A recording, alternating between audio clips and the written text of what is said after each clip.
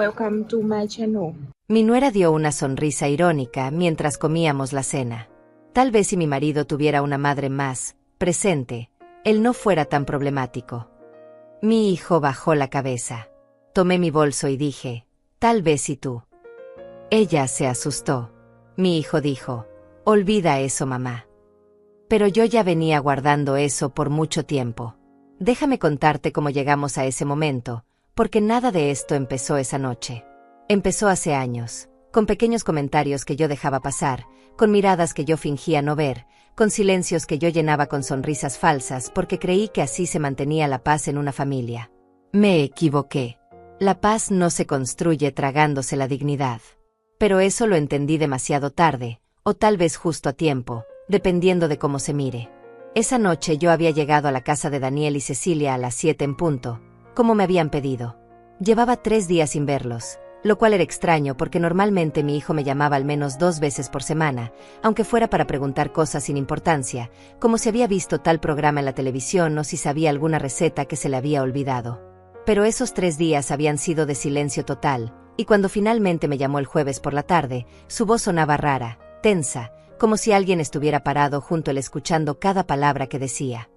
Mamá, ven a cenar mañana. Cecilia va a cocinar. No fue una invitación, fue casi una orden, y yo que he criado a ese niño desde que nació, que conozco cada uno de sus tonos de voz, supe que algo andaba mal. Pero acepté, porque eso es lo que hacen las madres, ¿verdad? Aceptamos invitaciones que nos duelen, aguantamos situaciones que nos rompen, todo por no perder el contacto con nuestros hijos.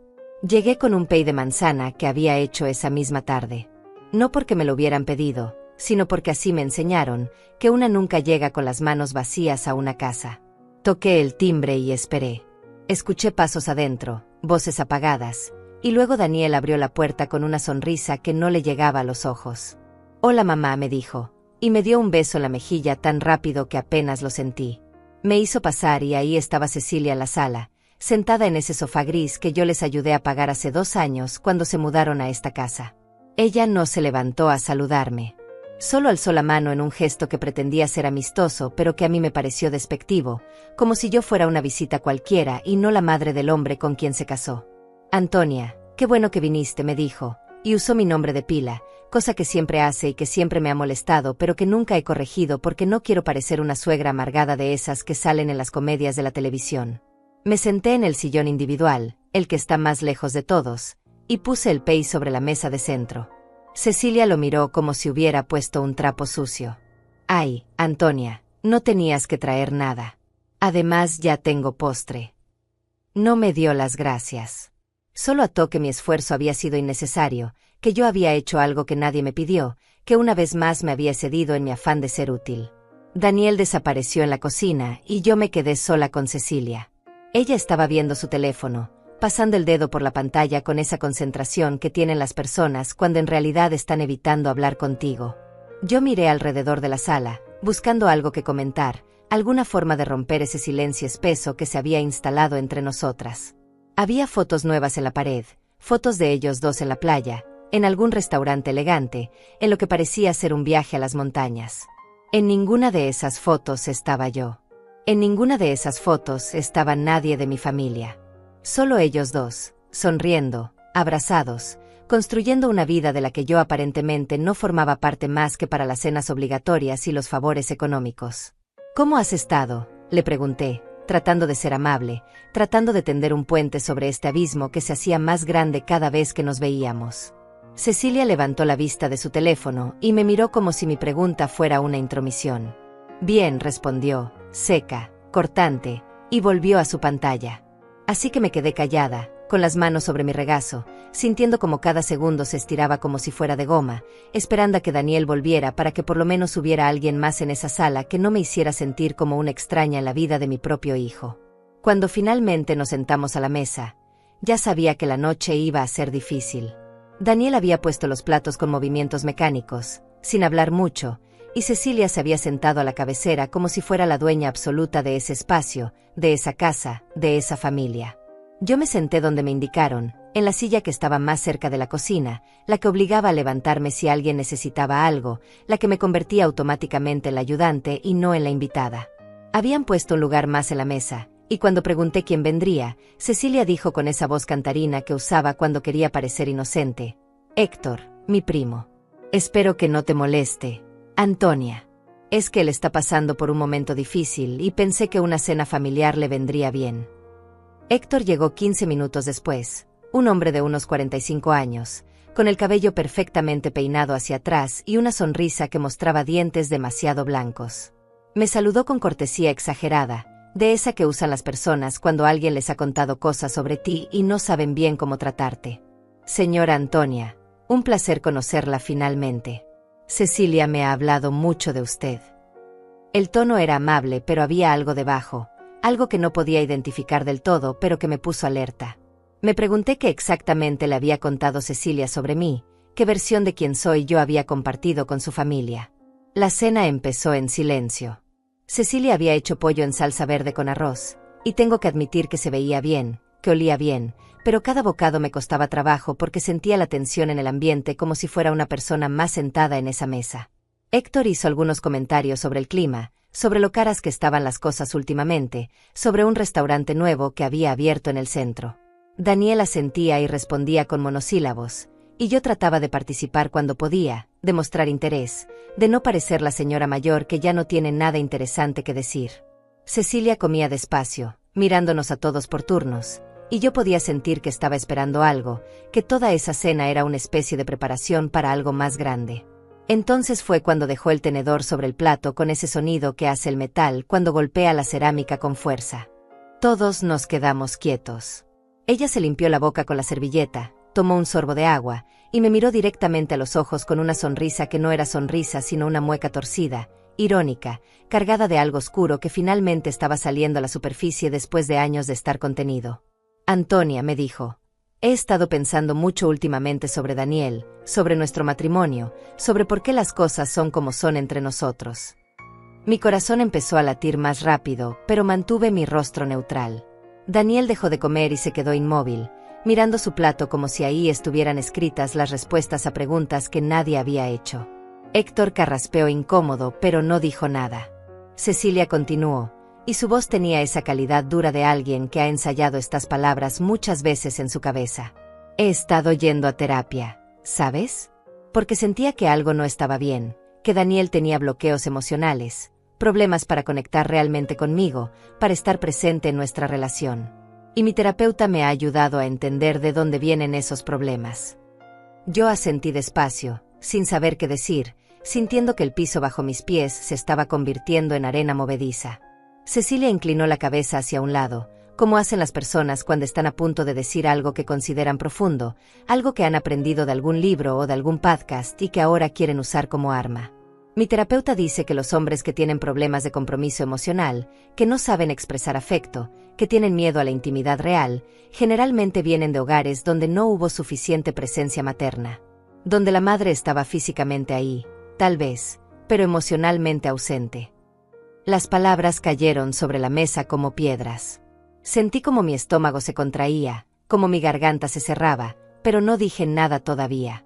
Solo la miré, esperando que continuara, porque sabía que esto era apenas el comienzo, que Cecilia había estado guardando todo esto durante mucho tiempo y que ahora había encontrado el momento perfecto para soltarlo, con testigos, con mi hijo presente para que viera cómo ella me ponía en mi lugar. No digo que sea tu culpa, Antonia, continuó, y su tono era tan falso, tan cargado de una preocupación que no sentía, pero es importante reconocer estos patrones, ¿no crees? Para poder sanar. Daniel me ha contado cómo trabajabas todo el tiempo cuando él era niño, cómo llegabas tarde a casa, cómo él se quedaba solo o con vecinos. Eso marca a un niño, ¿sabes? Eso crea heridas que después se manifiestan en la edad adulta.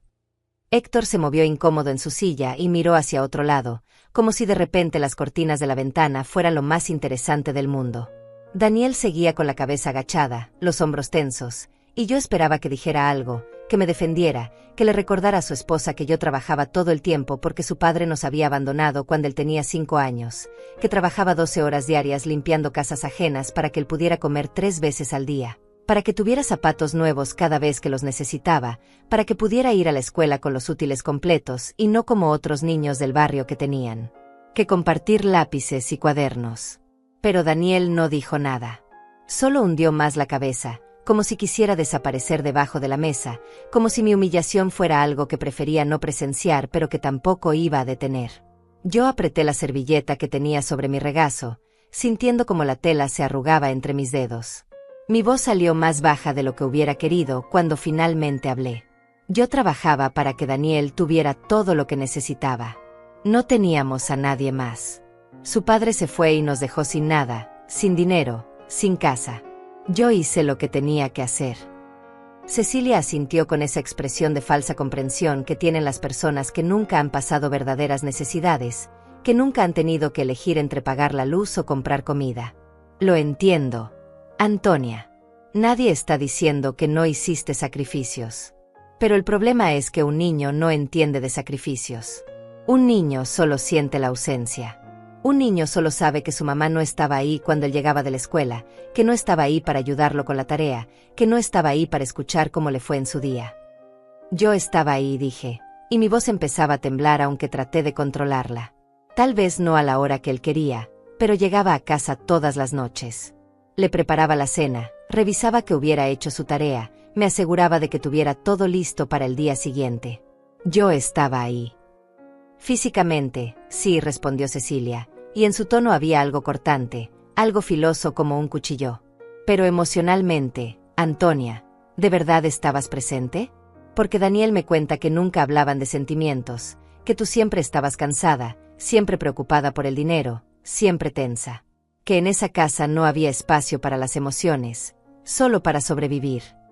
Miré a mi hijo, esperando que dijera algo, cualquier cosa, que le recordara a esta mujer que él nunca se acostó con hambre, que nunca le faltó nada, que si yo estaba cansada era porque me rompía la espalda trabajando para que él tuviera una vida mejor que la mía. Pero Daniel solo cerró los ojos, como si eso pudiera hacerlo invisible, como si cerrar los ojos fuera suficiente para no tener que enfrentar lo que estaba pasando en su propia mesa. Héctor carraspeó y trató de cambiar el tema. Bueno, creo que todas las familias tienen sus complicaciones, ¿no? Nadie es perfecto. Todos hacemos lo mejor que podemos con lo que tenemos en el momento. Pero Cecilia lo ignoró completamente. Tenía los ojos fijos en mí como un halcón que ha encontrado a su presa y no va a soltarla hasta terminar lo que empezó. Mi terapeuta dice que las madres de esa generación no sabían cómo conectar emocionalmente con sus hijos. Que ustedes fueron criadas en una época donde mostrar afecto se veía como debilidad, donde abrazar y decir, te quiero, no era algo que se hacía. Y que eso se transmite, ¿sabes? Los hijos de madres emocionalmente distantes se convierten en adultos que no saben cómo amar completamente, que tienen miedo de ser vulnerables, que construyen muros en lugar de puentes. Cada palabra era una bofetada. Cada frase era un ataque disfrazado de preocupación psicológica, de conocimiento adquirido en sesiones de terapia que probablemente yo estaba pagando sin saberlo, porque Daniel me había pedido dinero prestado hace 6 meses para gastos médicos y yo se lo había dado sin hacer preguntas porque una madre no interroga, una madre confía. Yo le decía a Daniel que lo quería, dije, y mi voz sonaba pequeña, defendiéndome de acusaciones que me parecían tan injustas que dolían físicamente. Tal vez no todos los días. Tal vez no de la forma en que ustedes lo hacen ahora, pero él sabía que lo quería. Todo lo que hice fue por amor. El amor no es suficiente si no se expresa de la forma correcta, respondió Cecilia, y en su rostro había una satisfacción apenas contenida, como si finalmente estuviera diciendo todo lo que había querido decir durante años. Un niño necesita palabras, necesita abrazos, necesita tiempo de calidad. No solo comida en la mesa y ropa limpia. Eso es lo básico, Antonia. Eso no es amor, eso es supervivencia. Sentí que algo dentro de mí se quebraba. Porque ella tenía razón en algo, yo sí estaba siempre cansada, siempre preocupada, siempre calculando cuánto dinero quedaba hasta el siguiente pago, cuánto podía estirar el arroz y los frijoles para que alcanzaran toda la semana. No tenía energía para ser la madre cálida y amorosa que sale en las películas, la que hornea galletas y se sienta a hablar de sentimientos mientras beben leche con chocolate. Yo era la madre que trabajaba hasta que le dolían los huesos, la que llegaba a casa con los pies hinchados y aún así lavaba la ropa a mano porque no teníamos lavadora, la que se quedaba despierta hasta la madrugada arreglando el uniforme escolar de Daniel para que se viera presentable aunque estuviera remendado.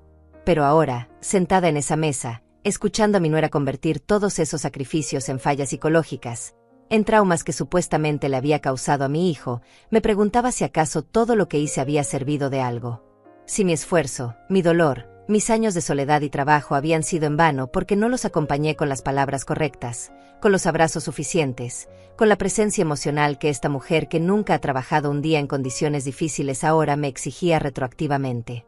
Tal vez si mi marido tuviera una madre más presente, dijo Cecilia, y ahí estaba, la frase que había estado construyendo durante toda la conversación, el golpe final que había planeado dar desde antes de que yo pusiera un pie en su casa, él no fuera tan problemático en nuestra relación. El silencio que siguió a esas palabras fue tan pesado que podía sentirlo presionando contra mi pecho. Problemático. Esa era la palabra que había usado para describir a mi hijo. No complicado, no con áreas de oportunidad, no en proceso de crecimiento. Problemático. Como si Daniel fuera un objeto defectuoso, una compra equivocada, algo que había salido mal en la fábrica y que ahora ella tenía que soportar por mi culpa. Mi hijo bajó la cabeza todavía más, si eso era posible. Sus hombros se encorvaron y sus manos temblaron ligeramente mientras sostenían el tenedor. Pero no habló. No me defendió. No le dijo a su esposa que estaba cruzando una línea que no debía cruzar. Solo se quedó ahí, absorbiendo la humillación de su madre como si fuera algo que yo mereciera, como si los años que pasé criándolo sola, sin ayuda de nadie, ahora se pudieran resumir en esa sola palabra, ausente. Héctor miró su plato y empezó a comer más rápido, como si terminando la cena pudiera terminar también esta situación incómoda. Yo sentí que algo caliente subía por mi garganta, una mezcla de rabia y dolor que amenazaba con salir en forma de lágrimas o de gritos. No estaba segura de cuál. Apreté la servilleta con más fuerza, hasta que mis nudillos se pusieron blancos. No sabía que Daniel era problemático, dije finalmente, y mi voz sonó más fría de lo que pretendía. Nunca me lo habías mencionado, Cecilia. De hecho, hace 3 meses, cuando vinieron a pedirme dinero para pagar el coche porque se les había olvidado hacer el pago y estaban a punto de quitárselo, me dijiste que Daniel era el mejor esposo del mundo, que tenías mucha suerte de haberte casado con él. Cecilia parpadeó, sorprendida de que yo hubiera respondido. Creo que esperaba que me quedara callada, que absorbiera sus palabras sin defenderme, como había hecho tantas veces antes. Pero algo en mí estaba cambiando en ese momento, algo que había estado dormido durante mucho tiempo estaba despertando. Eso es diferente, Antonia dijo, recuperándose rápidamente. Una cosa no quita la otra. Daniel puede ser generoso y atento en algunas áreas, pero en lo emocional tiene bloqueos serios. No sabe comunicarse. Se cierra cuando tenemos conflictos. Evade las conversaciones difíciles. Y todo eso, según me explicó mi terapeuta, viene de patrones aprendidos en la infancia. Tu terapeuta parece saber mucho sobre mi vida sin haberme conocido nunca, respondí, y sentí como la rabia empezaba a ganarle terreno al dolor. Qué conveniente que pueda diagnosticar todos los problemas de tu matrimonio y encontrar que la culpable soy yo. No estoy diciendo que seas culpable, dijo Cecilia, aunque su tono decía exactamente lo contrario. Estoy diciendo que hay que reconocer de dónde vienen las cosas para poder sanarlas. Y la verdad, Antonia, es que Daniel creció sin la guía emocional que necesitaba. Tú estabas ocupada trabajando, lo cual es entendible, pero el resultado es un hombre que ahora, a sus 42 años, no sabe cómo manejar sus emociones. Yo le enseñé a Daniel a ser responsable, dije, y mi voz empezó a subir de volumen aunque traté de controlarla. Le enseñé a trabajar duro, a cumplir sus compromisos, a ser honesto. Le enseñé que en la vida hay que esforzarse, que nada te lo regalan, que tienes que ganarte las cosas con tu propio sudor. Exacto, interrumpió Cecilia, como si yo acabara de probar su punto. Le enseñaste a sobrevivir, no a vivir. Le enseñaste a trabajar, no a sentir. Por eso ahora él no sabe cómo conectar conmigo, cómo abrirse, cómo ser vulnerable. Porque en tu casa no había espacio para eso. Miré a mi hijo, rogando silenciosamente que dijera algo, que la detuviera, que pusiera límites a esta mujer que estaba destrozando todo lo que yo había construido con mis manos y mi espalda rota. Pero Daniel solo apretaba el tenedor con fuerza, mirando fijamente la comida en su plato como si ahí estuvieran escritas las palabras que no se atrevía a decir en voz alta.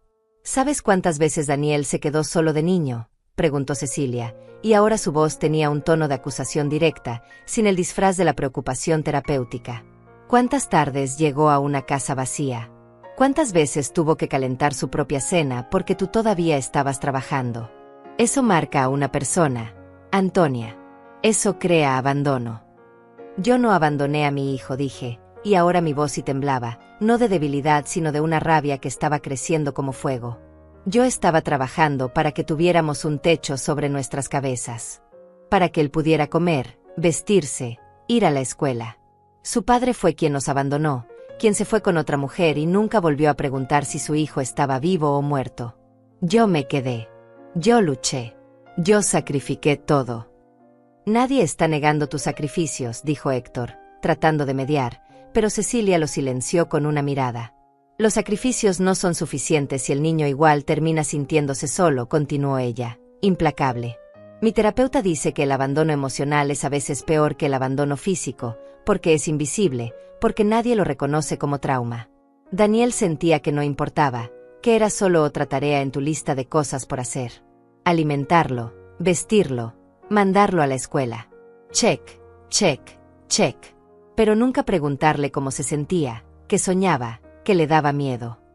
Cada palabra era una puñalada. Porque en una parte muy pequeña y dolorosa de mí, sabía que había algo de verdad en lo que decía.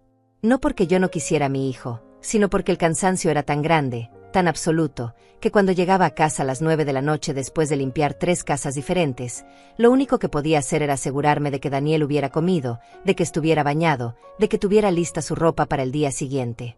No tenía energía para sentarme a hablar de sentimientos, para preguntarle cómo se sentía con la situación de su padre, para procesar con él el dolor de crecer sin una figura paterna.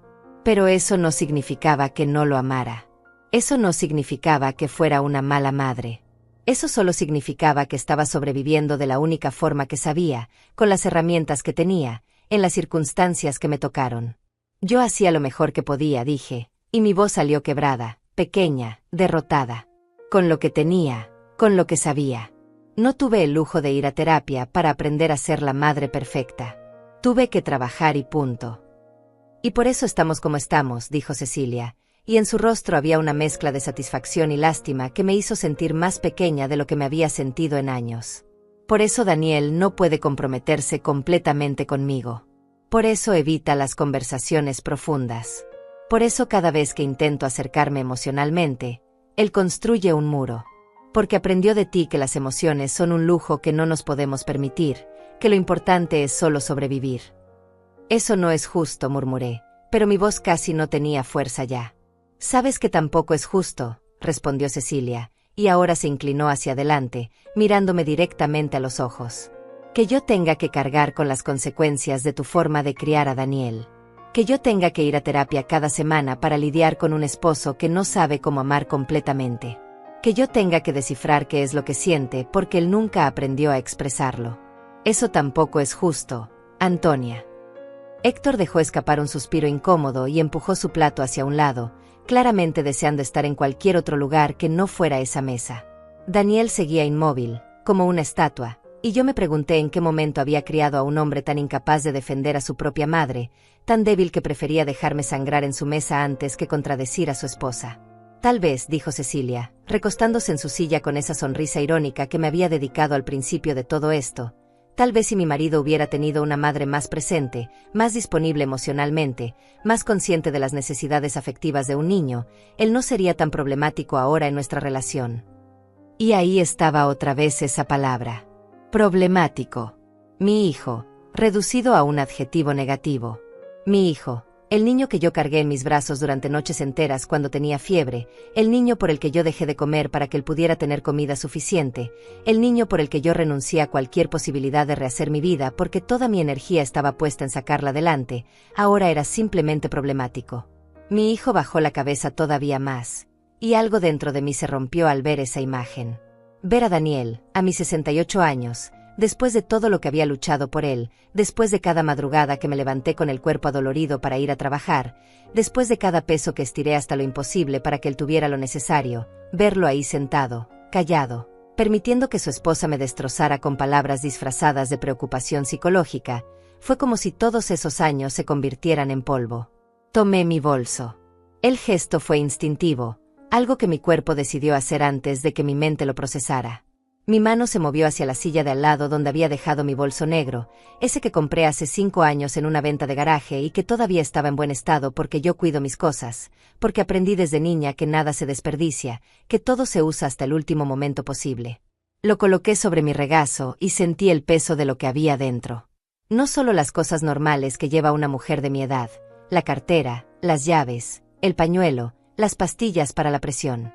Había algo más.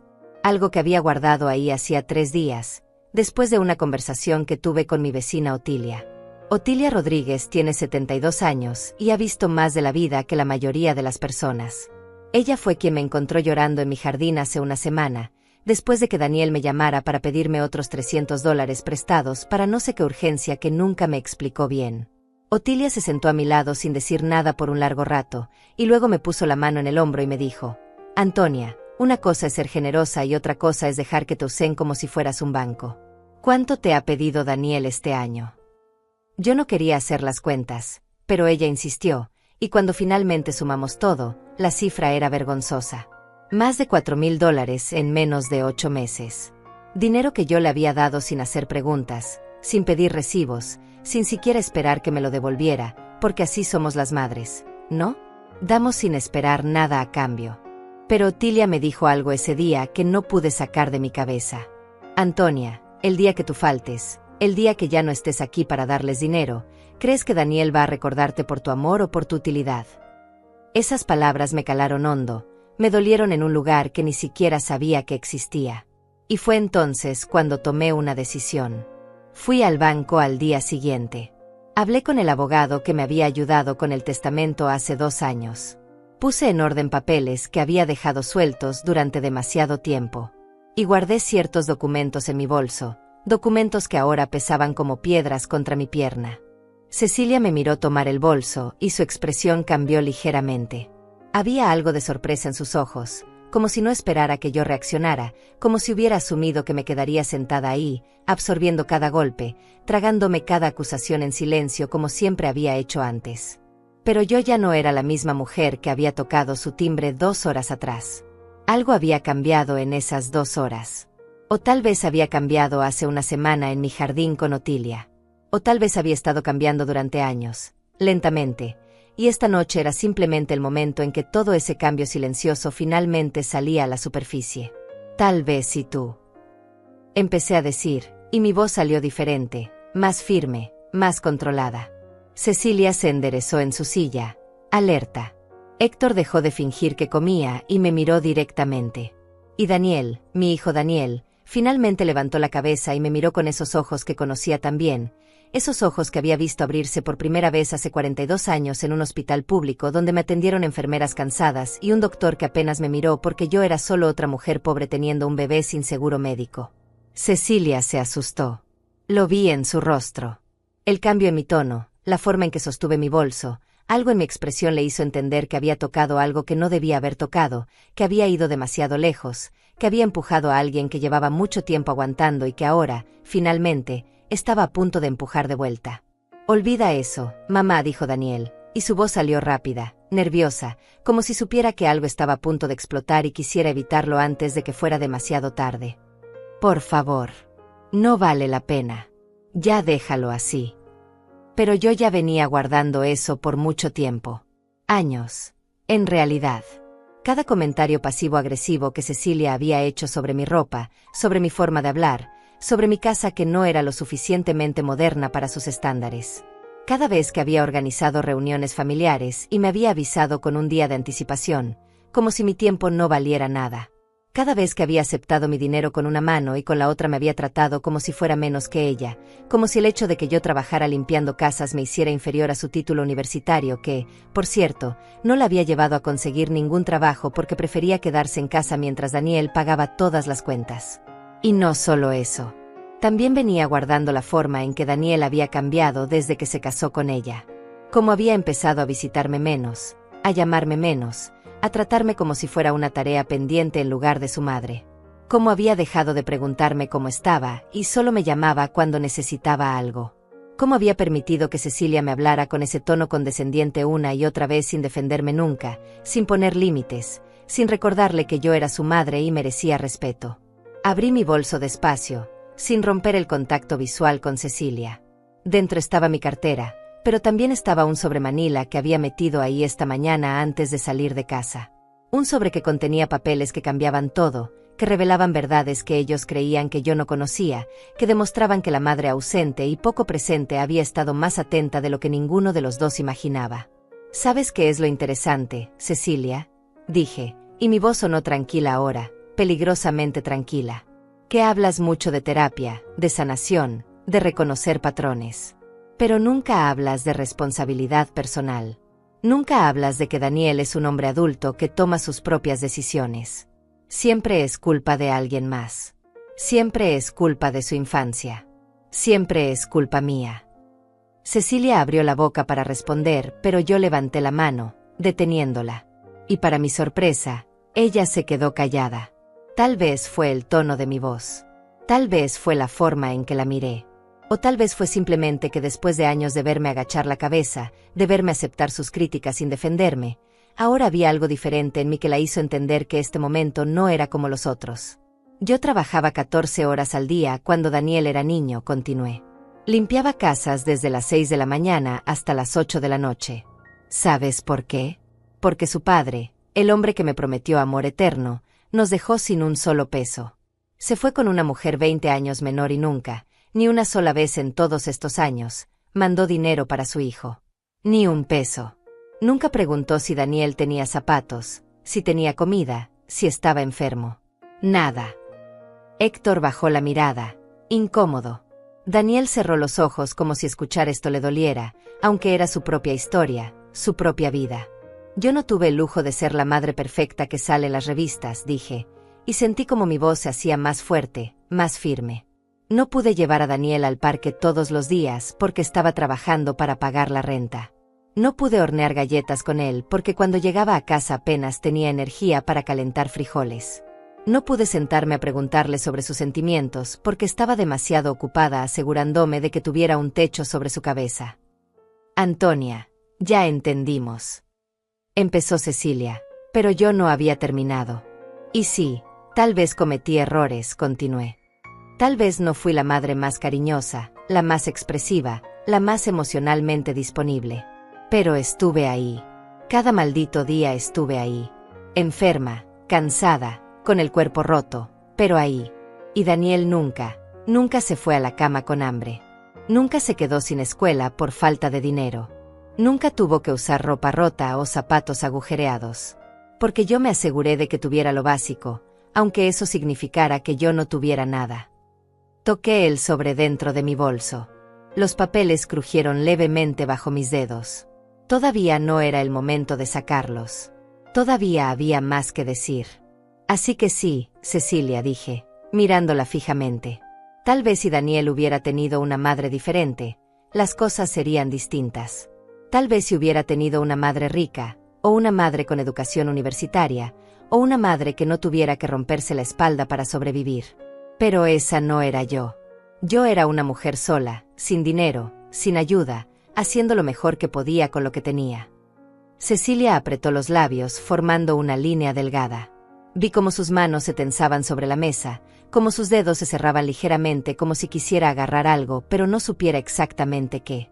Por primera vez en toda la noche, ella fue quien no supo qué decir. Y ese silencio, ese pequeño momento donde su seguridad vacilaba, me dio la fuerza para continuar.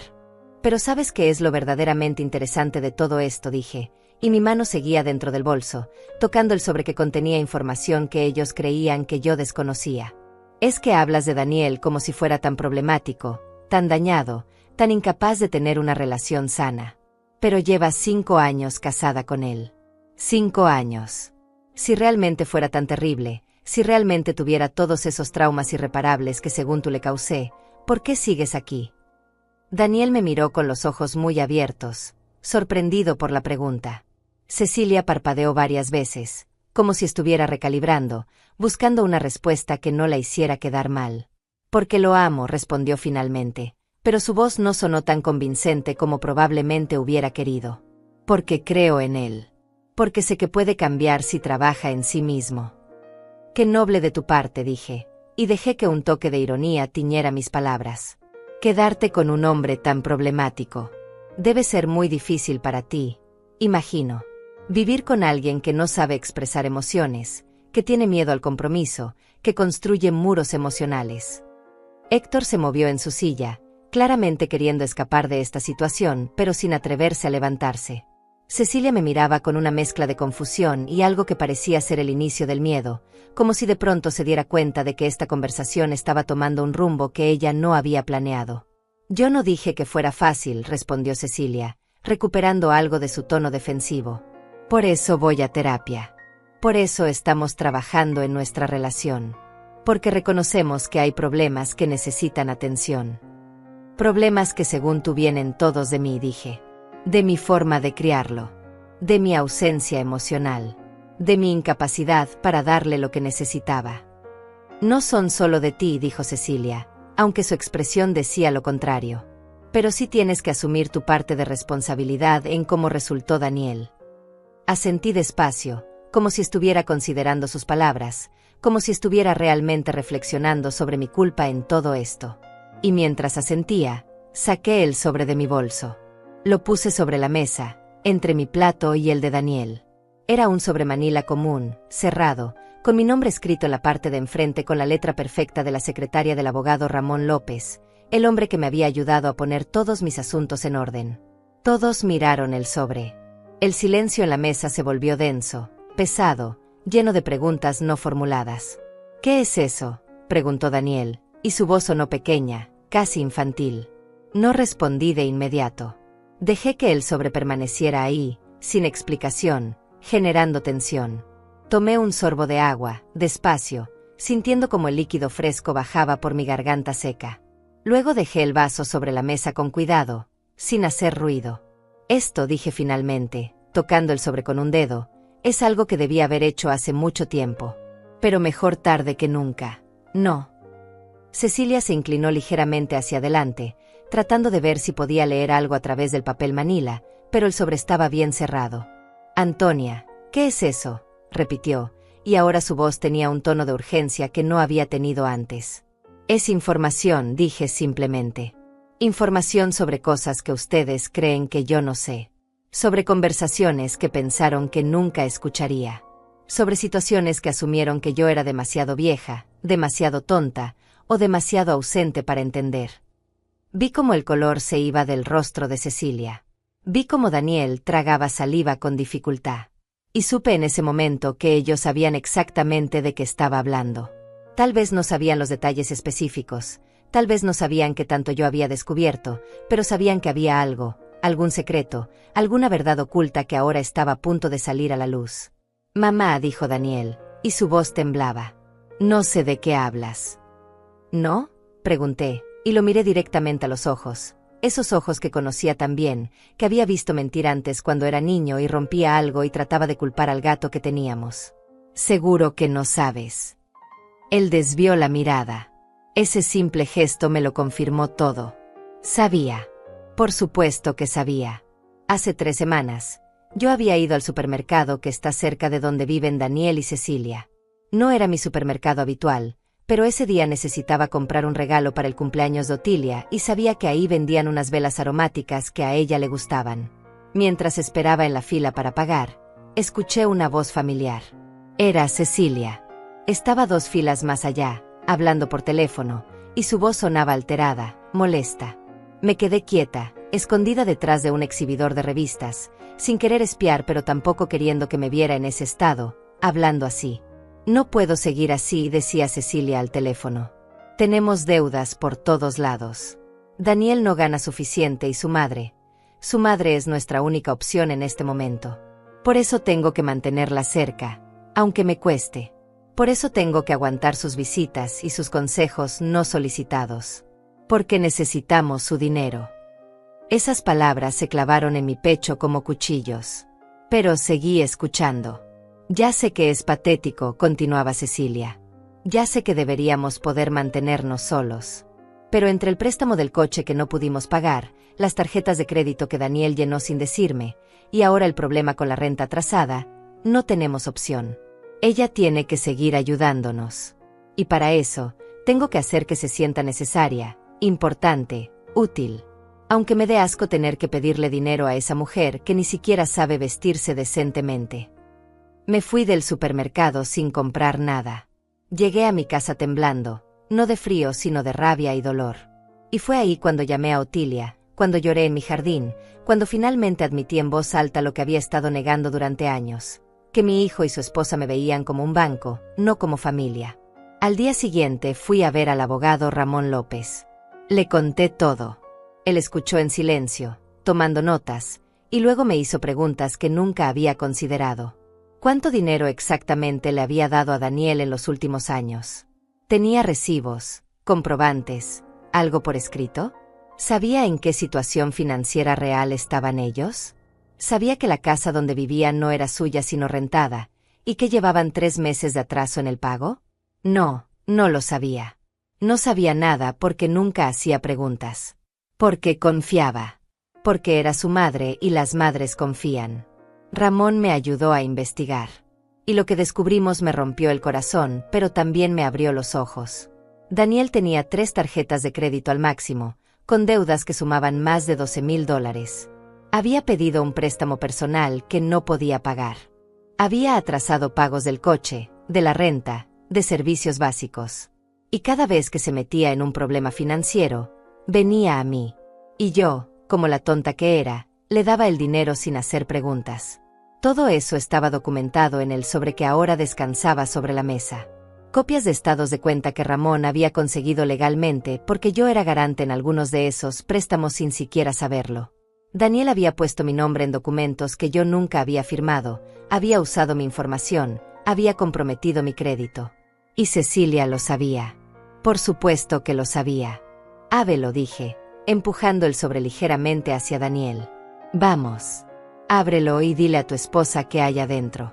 Ya que estamos hablando de responsabilidad y de reconocer patrones, creo que es momento de que todos veamos algunos patrones interesantes. Daniel miró el sobre como si fuera una serpiente venenosa. Sus manos temblaban visiblemente ahora y podía ver pequeñas gotas de sudor formándose en su frente. Cecilia había dejado de respirar prácticamente, estaba tan quieta que parecía una estatua. «Mamá, por favor», susurró Daniel. «No hagas esto». «¿No haga qué?», pregunté, y mi voz seguía siendo calmada, controlada, aunque por dentro sentía un torbellino de emociones que llevaba años conteniendo. «¿No hable de las 3 tarjetas de crédito que tienes al máximo? ¿No mencione las deudas que suman más de $12,000? ¿No comente sobre los 3 meses de renta atrasada que debes y que tu casero ya te advirtió que o pagas o los desaloja?» Cecilia se puso pálida. Héctor dejó escapar un silbido bajo, sorprendido. Daniel cerró los ojos como si eso pudiera hacer que esta situación desapareciera. O tal vez, continué, no debería mencionar el préstamo personal que pediste en el banco hace 6 meses, ese que te negaron, y que entonces viniste a pedirme a mí los $2,000 que supuestamente eran para un problema médico de Cecilia. Ese dinero que yo te di sin hacer preguntas porque me dijiste que era urgente, que ella necesitaba unos estudios que el seguro no cubría. Cecilia me miró con los ojos muy abiertos. «Yo nunca tuve ningún problema médico», dijo, y su voz sonó genuinamente sorprendida. Giró hacia Daniel. «¿Le pediste dinero diciéndole que yo estaba enferma?» Daniel no respondió. Solo hundió la cabeza entre sus manos. «Ah», dije, y dejé que una sonrisa amarga tocara mis labios. Entonces Cecilia no sabía de esa mentira. «Interesante. ¿Qué más no sabe tu esposa, Daniel? ¿Le contaste sobre los $1,500 que te presté en marzo para supuestamente arreglar el coche? ¿O sobre los 800 de abril que eran para pagar un curso de capacitación en tu trabajo? ¿O sobre los 500 de mayo que necesitabas para no sé qué emergencia que nunca me explicaste bien?» Fui sacando papeles del sobre uno por uno. Estados de cuenta, recibos, mensajes de texto impresos donde Daniel me pedía dinero. Cada papel que ponía sobre la mesa era como una pieza de evidencia en un juicio, y el acusado estaba sentado frente a mí, incapaz de defenderse porque no había defensa posible contra la verdad. «Mamá, yo iba a devolvértelo», murmuró Daniel, pero su voz no tenía convicción. «¿Cuándo?», pregunté. «¿Cuándo ibas a devolverme los $4,300 que te he prestado solo este año? ¿O los $3,000 del año pasado? ¿O los $2,500 del año anterior a ese? Porque he estado esperando», Daniel, he estado esperando que algún día te aparecieras en mi casa con aunque sea una parte de ese dinero. Pero nunca pasa, ¿verdad? Solo apareces cuando necesitas más. Cecilia miraba los papeles sobre la mesa con una expresión de horror creciente. $4,300 este año, repitió, como si no pudiera creer lo que estaba escuchando. Daniel, me dijiste que solo le habías pedido prestados $500 para el coche. Iba a decírtelo, empezó Daniel, pero Cecilia lo interrumpió. ¿Cuándo? ¿Cuándo ibas a decírmelo? ¿Cuándo nos desalojaran? ¿Cuándo vinieran a quitarnos el coche? ¿Cuándo exactamente? Pero yo no había terminado. Todavía había más, y si íbamos a poner todo sobre la mesa, entonces todo tenía que salir a la luz. Saqué otro documento del sobre, este era más oficial, con el membrete de un banco en la parte superior. Y luego está esto, dije, deslizando el papel hacia el centro de la mesa. La solicitud de préstamo que hiciste hace 2 meses, Daniel. Esa donde pusiste mi nombre como cofirmante sin mi permiso. Esa donde usaste mi información personal, mi número de seguro social, mi dirección, todo sin preguntarme. La expresión de Daniel pasó de la vergüenza al pánico absoluto. ¿Cómo? ¿Cómo sabes eso? Porque el banco me llamó, respondí. Porque cuando haces algo ilegal como firmar documentos con el nombre de otra persona, eventualmente te descubren. El banco me llamó para verificar la información y yo les dije la verdad, que nunca había firmado nada, que nunca había autorizado ese préstamo, que mi hijo había cometido fraude usando mi identidad. Dios mío, murmuró Héctor, y ahora sí se veía genuinamente consternado. Daniel, eso es un delito grave. No presenté cargos, continué, mirando fijamente a mi hijo. Porque eres mi hijo y a pesar de todo, no quería verte en problemas legales. Pero hablé con el banco, aclaré la situación, y me aseguré de que mi nombre quedara completamente limpio. Y también me aseguré de que nunca más puedas usar mi información para nada. Cecilia tenía las manos sobre la boca, mirando a Daniel como si lo viera por primera vez. ¿Intentaste cometer fraude usando a tu propia madre? ¿En qué estabas pensando?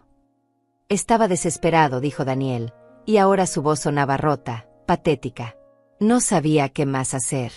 Tenemos tantas deudas, tanto dinero que debemos, y tú sigues gastando en cosas que no necesitamos. ¿Yo? Exclamó Cecilia, y su voz subió de volumen. ¿Me estás culpando a mí? Tú fuiste quien compró ese televisor gigante que no podíamos pagar. Tú fuiste quien insistió en que necesitábamos un coche nuevo cuando el viejo todavía funcionaba. Tú fuiste quien. Y tú fuiste quien dijo que necesitábamos muebles nuevos, contraatacó Daniel. Tú fuiste quien quiso cambiar toda la decoración de la casa. Tú fuiste quien insistió en ir a ese restaurante caro cada fin de semana. Los vi pelear entre ellos y sentí algo extraño, una mezcla de satisfacción y tristeza. Satisfacción porque finalmente estaban mostrando quiénes eran realmente, porque las máscaras estaban cayendo. Tristeza porque este era mi hijo, el niño que yo había criado, el niño que había cargado en mis brazos, y ahora era este hombre que mentía, que robaba, que usaba a su propia madre como un recurso del cual extraer dinero sin consideración ni gratitud. Suficiente, dije, y mi voz cortó a través de su discusión. Ambos se callaron y me miraron. No me interesa escuchar quién de los dos es más responsable de su desastre financiero. Lo que me interesa es que entiendan algo muy claramente. Esto se acabó. ¿Qué se acabó?, preguntó Cecilia, aunque creo que ya sabía la respuesta. Esto, dije, haciendo un gesto que abarcaba la mesa, la casa, toda la situación. Esto de venir a mí cada vez que tienen un problema de dinero. Esto de tratarme como si fuera un banco del cual pueden sacar dinero sin consecuencias. Esto de hacerme sentir culpable por trabajar tanto cuando ustedes están viviendo por encima de sus posibilidades con dinero que ni siquiera han ganado. Saqué otro documento del sobre. Este era el más importante de todos, el que había firmado hace apenas 3 días en la oficina del abogado López. Esta es una declaración legal, expliqué, firmada por mí y notarizada. En ella establezco que no soy responsable de ninguna deuda contraída por Daniel Gutiérrez. Que mi nombre no puede ser usado en ningún documento financiero sin mi presencia física y mi firma enfrente de un notario.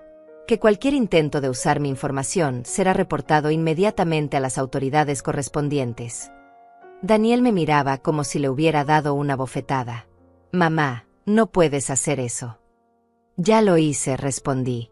Y hay más. También fui a mi banco y puse mi casa, mi única propiedad, en un fideicomiso legal. Eso significa que aunque yo quisiera, no puedo venderla, no puedo ponerla como garantía, no puedo hacer nada con ella excepto vivir en ella hasta el día que me muera. Y cuando eso pase, la casa no irá automáticamente a ti, Daniel. Irá al fideicomiso y será vendida, y el dinero de esa venta irá a una organización de caridad que ayuda a mujeres que están en la situación en la que yo estuve hace 40 años. Solas, sin recursos, tratando de sacar adelante a sus hijos. Vi cómo el impacto de mis palabras los golpeaba.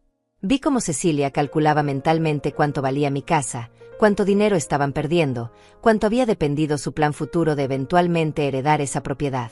Eso no es justo, dijo Cecilia, y ahora su voz tenía un tono de indignación.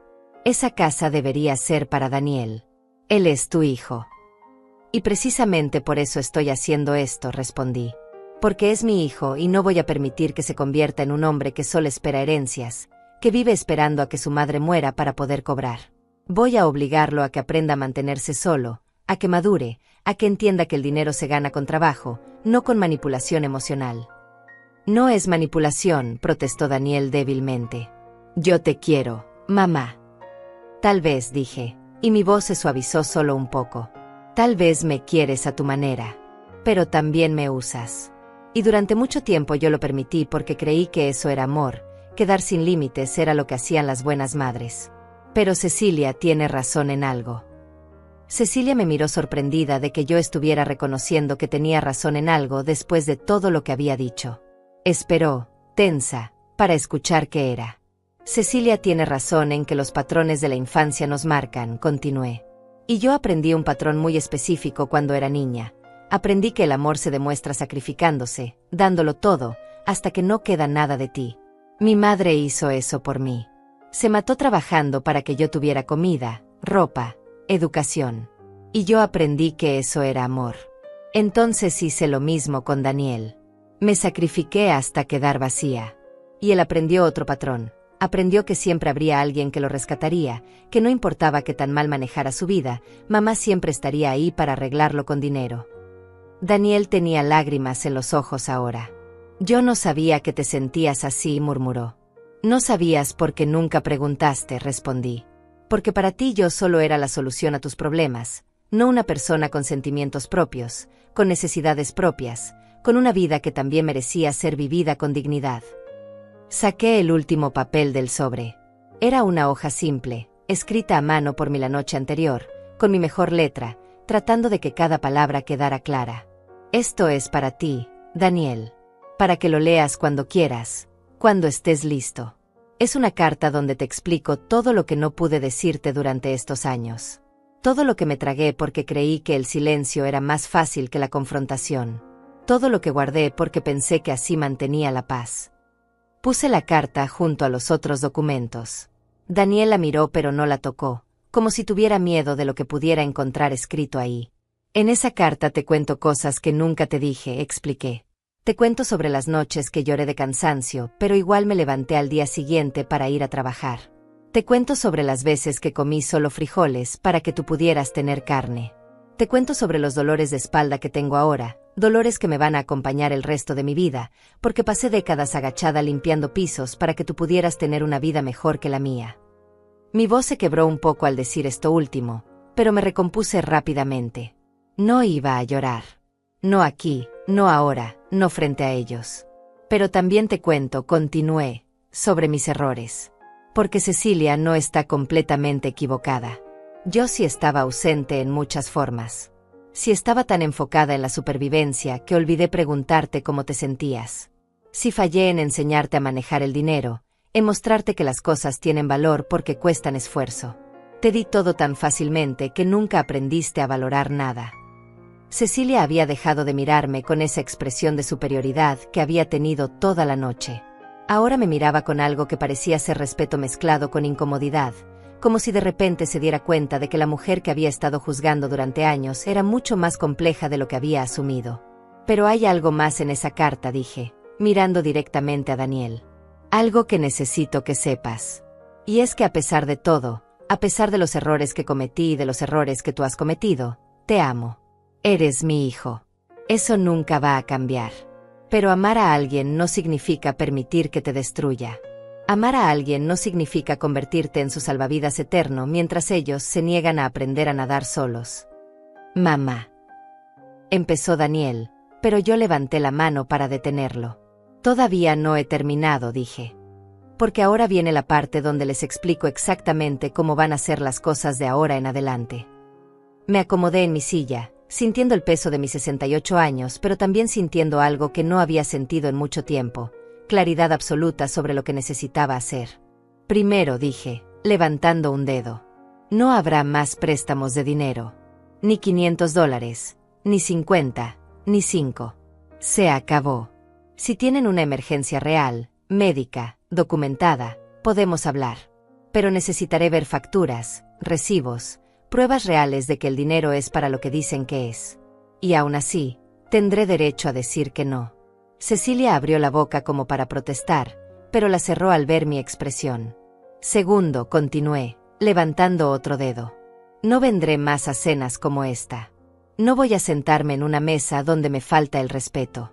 Si quieren verme, vengan a mi casa. En mi casa, bajo mi techo, se me trata con dignidad o no se entra. Es así de simple. Eso no es justo, dijo Cecilia. Nosotros también merecemos respeto en nuestra propia casa. Tienes razón, respondí. Merecen respeto en su casa. Por eso no volveré a venir si no puedo recibirlo. Pero no confundas tu derecho a hacer lo que quieras en tu casa con el derecho a faltarme el respeto a mí. Esas son dos cosas diferentes. Vi cómo Cecilia procesaba esto, cómo su rostro pasaba por diferentes emociones. Enojo, sorpresa, y finalmente algo que parecía ser el inicio de la comprensión. Tercero, dije, y mi voz se hizo más firme. Daniel, tienes 2 meses para encontrar una forma de manejar tus deudas sin involucrarme. No me importa si tienes que conseguir un segundo trabajo, si Cecilia tiene que empezar a trabajar también, si tienen que vender el coche y comprar uno más barato, o si tienen que mudarse a un lugar más pequeño y más económico. Pero en 2 meses quiero que me presenten un plan real, con números reales, de cómo van a salir de este agujero financiero que ustedes mismos cavaron. 2 meses no es suficiente, protestó Daniel. Entonces mejor empieza hoy mismo, respondí. Porque yo me tomé 40 años para criar a un hijo solo, sin ayuda de nadie, trabajando en lo que fuera necesario. Si yo pude hacer eso, ustedes pueden hacer un plan financiero en 2 meses. Héctor, que había estado en silencio casi toda la conversación, finalmente habló. Señora Antonia, dijo, y su voz era respetuosa, creo que lo que está haciendo es lo correcto. No es fácil, pero es lo correcto. Le agradecí con un movimiento de cabeza. Al menos alguien en esa mesa podía ver más allá de su propio interés. Y cuarto, dije, y esta fue la parte más difícil, la que me había costado más decidir. Voy a empezar a vivir mi propia vida. Tengo 68 años y por primera vez en décadas, voy a pensar en qué es lo que yo quiero. Tal vez tome clases de algo que siempre quise aprender. Tal vez viaje a algún lugar que siempre quise conocer. Tal vez simplemente me siente en mi jardín a leer libros sin sentir culpa de que debería estar haciendo otra cosa. Nadie te está impidiendo hacer eso, dijo Cecilia, aunque su tono sonaba defensivo. Tú no, respondí. Pero yo sí me lo estaba impidiendo. Porque aprendí que las madres no tienen derecho a pensar en ellas mismas, que siempre tienen que estar disponibles, siempre tienen que anteponer a sus hijos, siempre tienen que sacrificarse. Pero ¿sabes qué descubrí? Que ese sacrificio interminable no me hizo mejor madre. Solo me hizo una mujer agotada que crió a un hijo que no sabe valerse por sí mismo. Las palabras eran duras, pero eran verdaderas. Y después de años de endulzar la verdad, de suavizar los golpes, de decir las cosas de forma que no hirieran demasiado, finalmente estaba siendo completamente honesta. Mi vecina Otilia, continué, tiene 72 años. Su hijo vive en otro estado. La ve 2 veces al año. ¿Y sabes qué? Ella es más feliz que yo. Porque su hijo aprendió a ser independiente, a manejar su propia vida, a no necesitar que su madre resuelva todos sus problemas. Y cuando se ven porque genuinamente quieren verse, no porque él necesite dinero o ella necesite sentirse útil. ¿Entonces quieres que te vea solo 2 veces al año?, preguntó Daniel, y había dolor real en su voz. Quiero que me veas cuando realmente quieras verme, respondí. No cuando necesites algo. No por obligación. No porque sea Navidad o mi cumpleaños y sientas que tienes que aparecer. Quiero que algún día toques mi puerta simplemente porque pensaste en mí, porque quisiste contarme algo, porque extrañaste mi compañía. No mi dinero. A mí. El silencio que siguió fue diferente a los silencios anteriores de la noche. Este no estaba lleno de tensión o incomodidad. Estaba lleno de verdad, de palabras que finalmente habían sido dichas, de límites que finalmente habían sido establecidos. ¿Y si no podemos hacer todo eso?, preguntó Cecilia finalmente. ¿Y si no podemos arreglar nuestras finanzas en 2 meses? ¿Y si Daniel no puede cambiar de la noche a la mañana? Entonces, dije, y mi voz era calmada pero firme, van a tener que aprender a vivir con las consecuencias de sus decisiones. Como adultos. Sin esperar que yo los rescate. Porque yo ya cumplí mi parte. Ya crié a mi hijo hasta la edad adulta. Ya le di educación, valores, oportunidades. Lo que haga con todo eso ahora es su responsabilidad, no la mía. Me puse de pie. El movimiento fue lento, deliberado, como si cada centímetro que me levantaba de esa silla fuera un acto de liberación. Sentí como mis rodillas protestaban, como mi espalda se quejaba después de estar sentada tanto tiempo en esa postura tensa, pero me levanté con toda la dignidad que pude reunir. Tomé mi bolso y lo coloqué sobre mi hombro, sintiendo el peso ahora más ligero porque el sobre que había cargado durante días ya no estaba dentro. Todo lo que necesitaba decir estaba sobre esa mesa, expuesto, imposible de ignorar. Me voy, dije simplemente. Daniel se levantó de un salto, tan rápido que su silla se movió hacia atrás haciendo un sonido áspero contra el piso. Mamá, espera. No te vayas así. Podemos hablar de esto. Podemos arreglarlo. Ya hablamos, respondí, sin mirar hacia atrás mientras me dirigía hacia la puerta de la sala. Y no hay nada que arreglar en este momento. Ya dije lo que tenía que decir. Ya puse mis límites. Ahora ustedes tienen que decidir qué van a hacer con esa información. Por favor, insistió Daniel, siguiéndome. Su voz sonaba rota, desesperada, y una parte de mí, esa parte maternal que había estado programada durante 42 años para responder a su dolor, quería detenerme, abrazarlo, decirle que todo estaría bien. Pero sabía que si hacía eso, nada cambiaría. Volveríamos al mismo patrón. Él me haría sentir culpable, yo cedería, y en 6 meses estaríamos exactamente en el mismo lugar. Daniel, dije, deteniéndome en la puerta pero sin voltear a verlo. Te amo. Eso nunca va a cambiar. Pero amar no significa permitir. Amar no significa ser cómplice de tu autodestrucción.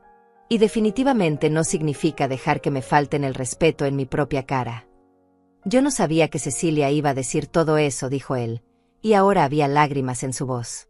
No sabía que te iba a atacar así. Esa frase me hizo voltear. Lo miré directamente a los ojos, y vi ahí al niño que había sido, pero también al hombre que se había convertido.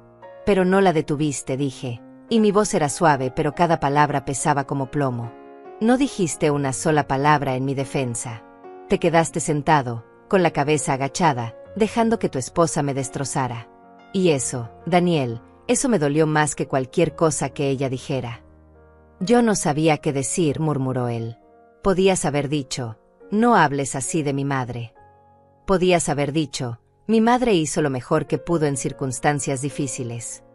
Podías haber dicho, esta conversación se acabó. Pero no dijiste nada.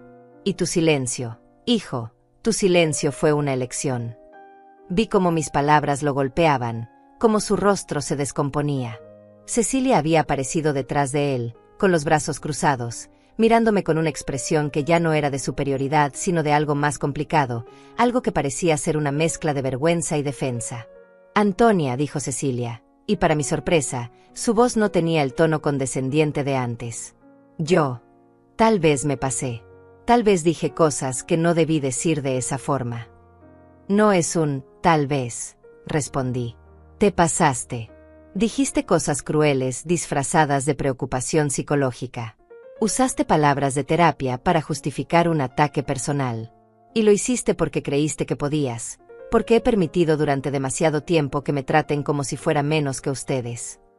No pienso que seas menos, protestó Cecilia, Pero su voz no sonaba convincente. Tus acciones dicen lo contrario, respondí. La forma en que hablas de mí, la forma en que tomas mi dinero mientras me criticas, la forma en que aceptas mi ayuda con una mano mientras con la otra me menosprecias. Todo eso me dice exactamente lo que piensas de mí. Héctor había aparecido también en el pasillo, manteniendo una distancia respetuosa, pero claramente escuchando todo. Nuestras miradas se cruzaron brevemente y él asintió casi imperceptiblemente, como dándome su aprobación silenciosa. Cuando estén listos para una conversación real, dije, mirando tanto a Daniel como a Cecilia, cuando estén listos para tratarme con el respeto que merezco, cuando hayan pensado en lo que les dije esta noche y estén dispuestos a hacer cambios reales, mi puerta está abierta. Pero tiene que ser en mis términos. En mi casa. Con respeto mutuo. ¿Y mientras tanto qué? Preguntó Daniel. No te volvemos a ver. Mientras tanto, respondí, ustedes van a vivir su vida y yo voy a vivir la mía. Ustedes van a enfrentar sus problemas sin venir corriendo a mí cada vez que las cosas se pongan difíciles. Y yo voy a empezar a hacer cosas que he pospuesto durante décadas porque siempre estaba ocupada siendo la solución a los problemas de todos menos a los míos. Abrí la puerta. El aire fresco de la noche entró a la casa y sentí cómo llenaba mis pulmones. Afuera estaba oscuro, las luces de la calle creaban círculos amarillentos en el pavimento. Mi coche estaba estacionado justo enfrente, ese coche viejo pero confiable que había comprado hace 10 años y que todavía funcionaba perfectamente porque yo lo cuidaba, porque hacía el mantenimiento a tiempo, porque no vivía por encima de mis posibilidades. Mamá, dijo Daniel una última vez, y su voz se quebró completamente. No te vayas enojada. Me detuve en el umbral. Sin voltear, sin mirarlo, dije, no estoy enojada, Daniel. Estoy cansada. Estoy cansada de cargar con todo. Estoy cansada de ser la fuerte. Estoy cansada de sacrificarme hasta que no queda nada de mí. Y estoy cansada de esperar que algún día, alguien en esta familia me vea como algo más que un recurso del cual extraer dinero y tiempo. Yo te veo, dijo él débilmente. No, respondí, y ahora sí me volteé para mirarlo una última vez antes de irme. Me necesitas. Que no es lo mismo que verme. Cuando aprendas la diferencia, cuando realmente puedas verme como una persona completa con necesidades propias y no solo como tu madre que existe para servirte, entonces podremos tener una relación real. Hasta entonces, necesito espacio. Salí y cerré la puerta detrás de mí. No la azoté, no hice ningún gesto dramático. Simplemente la cerré con firmeza, con finalidad. Caminé hacia mi coche sintiendo como mis piernas temblaban, no de debilidad sino de adrenalina, de liberación, de haber finalmente dicho todas las cosas que había guardado durante tanto tiempo. Abrí la puerta del coche y me senté en el asiento del conductor. Mis manos temblaban cuando traté de poner la llave en el contacto. Respiré profundo, una vez, 2 veces, 3 veces.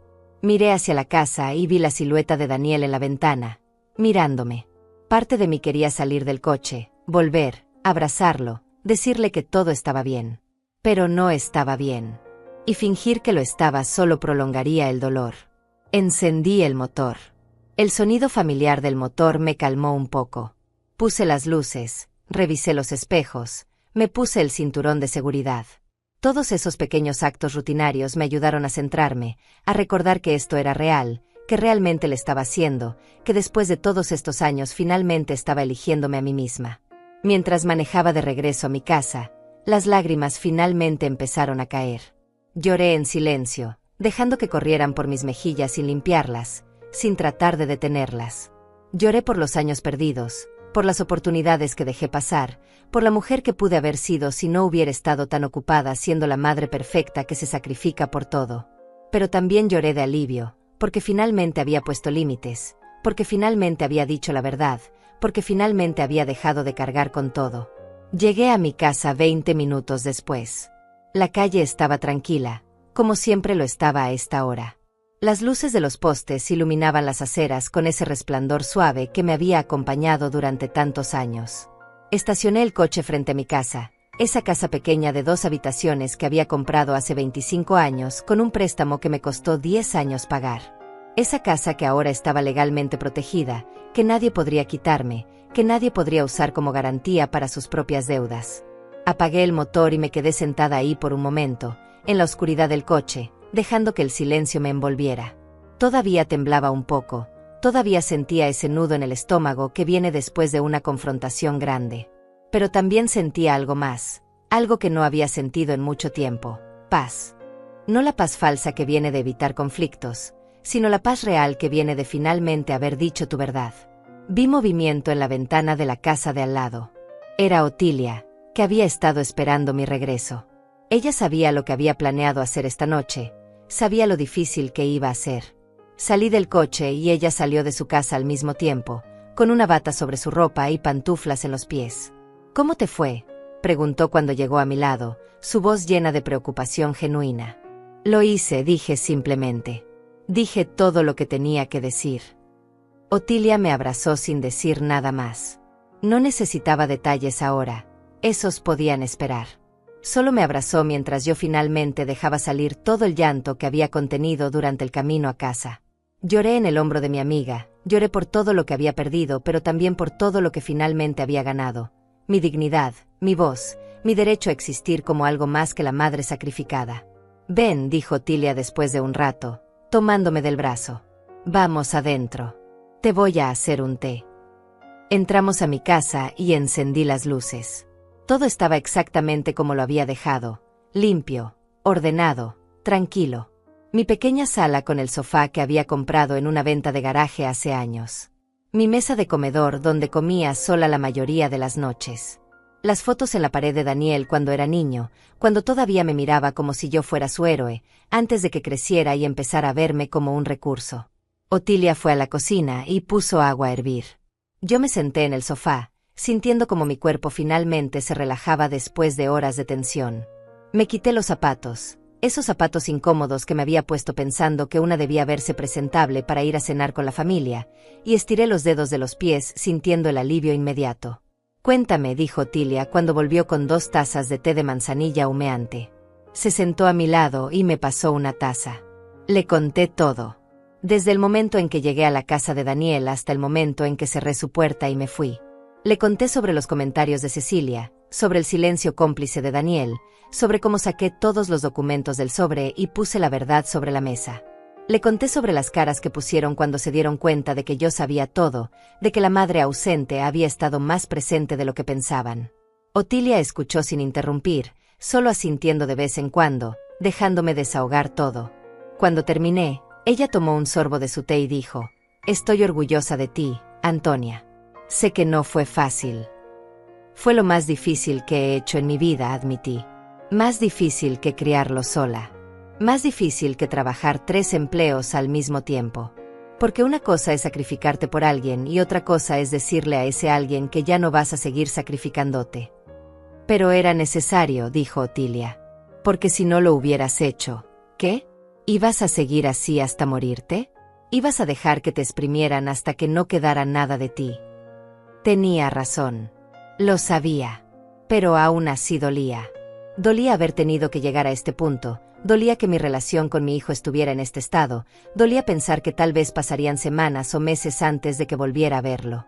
«¿Y si nunca vuelve?», pregunté en voz baja, expresando el miedo que había estado rondando mi mente desde que salí de su casa.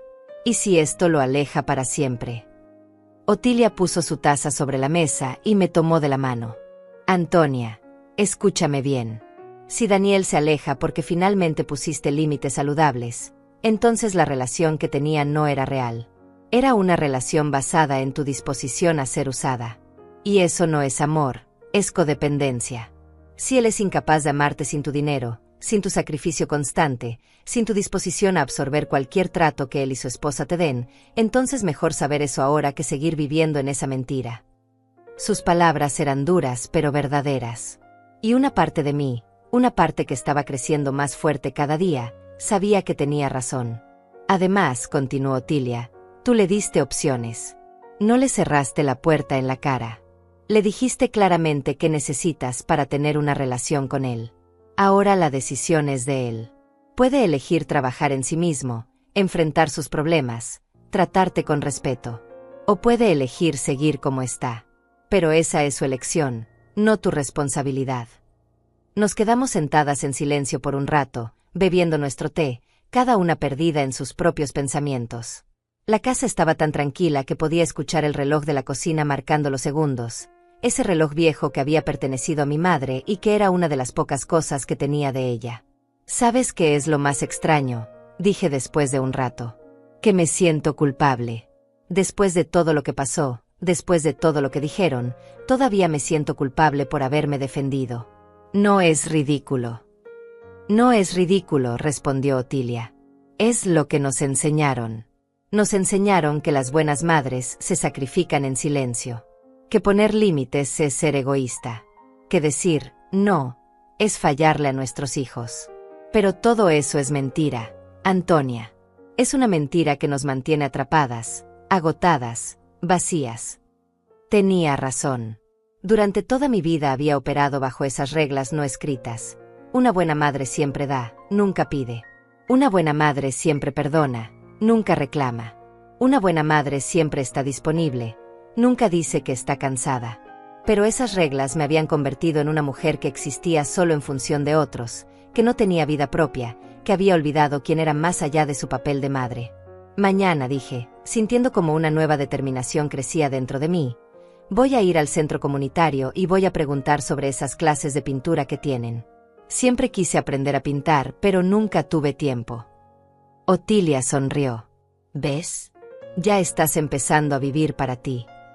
Y la próxima semana, continué, sintiéndome más animada ahora, voy a ir al banco y voy a abrir una cuenta de ahorro separada.